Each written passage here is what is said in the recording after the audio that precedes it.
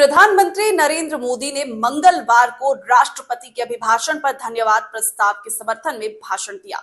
इस पर बात इसलिए कर रहे हैं क्योंकि ये भाषण सबसे ज्यादा लंबा कहा जा रहा है। 1 घंटे 35 मिनट वे बोले थे और इस पर विपक्ष ने उन पर काफी हमला भी बोला। तो आपको बता दें कि तीखे हमले किए गए और आगे उन्होंने कहा कुछ लोगों का फोकस जकूजी पर स्टाइलिश शावर पर है, लेकिन हमारा फोकस हर घर जल पहुंचाने में है।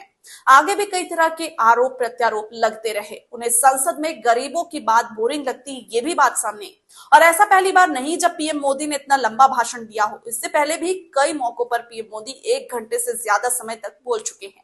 बीते साल 15 अगस्त को लाल किले से पीएम सबसे लंबा भाषण उन्होंने दिया। उन्होंने 98 मिनट तक भाषण दिया और अब तक का पीएम मोदी का सबसे लंबा भाषण था।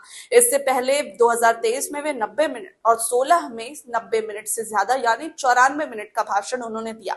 हालांकि हम यहाँ आपको राजनीतिक इतिहास के सबसे लंबे भाषण के बारे में बताएंगे।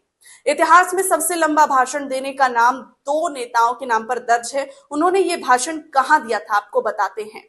पूर्व केंद्रीय मंत्री वीके कृष्ण मेनन ने सबसे लंबा भाषण दिया था। बता दें 1957 में संयुक्त राष्ट्र में 8 घंटे से अधिक समय तक उन्होंने भाषण दिया। इस दौरान कश्मीर पर भारत की स्थिति पर उन्होंने अपनी बात रखी थी। इसके लिए उनका नाम गिनीज बुक ऑफ रिकॉर्ड्स में भी शामिल किया गया था।